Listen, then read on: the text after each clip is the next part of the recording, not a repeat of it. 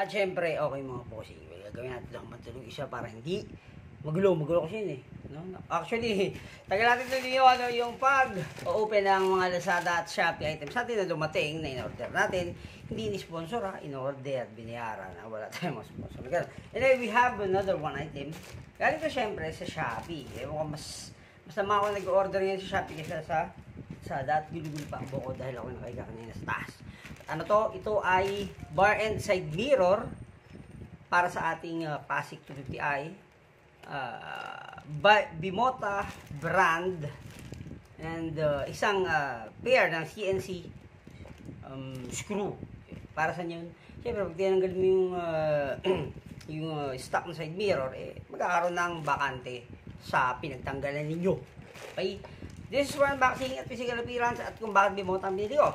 Anyway, let's do the unboxing. Ting ting. Maraming pahirapan sa sarili natin unboxing ano. Oy. Pero seller nito si Bimota no, aside kagaya na sinabi ko pa English na mga ganun gaano pa. Alright. So yan pala. Wala screw ah. May baka nasa loob. Kasi siya lang naman yung bilhin ako sa same store lang naman ito. Kasi ganyan gagawin yung mga boss pag may gusto kayong bilhin. Check nyo kung sa same store merong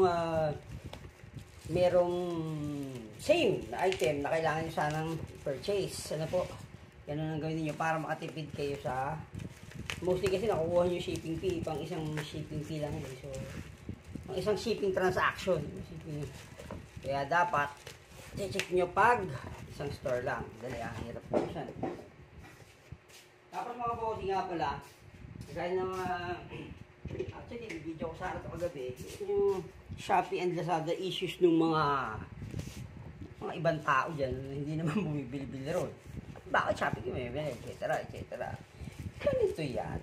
Kaya na sinabi ko noon pa, last 5 years ago, yan mga 5 years or 6 years na tayong, or hindi lang pala, simulan yung umpisa yung Lazada, may bilhin tayo yan. 2013 or 14, tama. So, yun nga, kailangan nyo lang kako, pag bibili kayo sa Shopee, sa Lazada, ito kayo sa mga legit at physical stores na halimbawa yung mga nagbebenta sa Raon. O, may mga physical store yan doon. Okay, mga boss. Hindi lang basta-basta peki o ano. Kalakuha niya. Diba? Okay, anyway. So, wala akong nakakapangis ko ha. Para baka niligyan na nila sa loob. Ito yung ating Bimota bar end side mirror. Siyempre ang pinili natin yung ang design ay round. Okay, below. Kasi yung kay Blue dati, which is ano rin yung kaya kay PNPH natin binili yan. Tawag din ano yan yung tawag dun. Ano sabi ko, ito yung CNC screw. Ito. Ayan. 50 ano din to, 53 pesos dalawang piraso. So, hindi mo nakita masyado.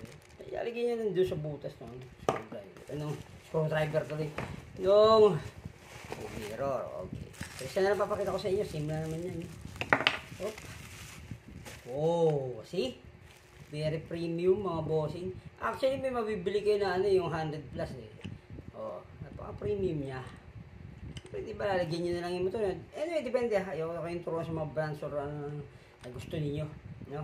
Mga bossing, ang sinasabi ko lang dito is yung kanyang design, very sturdy, very premium yung paggagawa, di ba? Paganda. So, magkano to 245 pesos ito mga bossing. Yan. Meron nga isang option sana yung carbon. Kaya lang ayoko man ng carbon lodi. Black muna si Blue. Yung Blue natin na si Blue pa rin yan.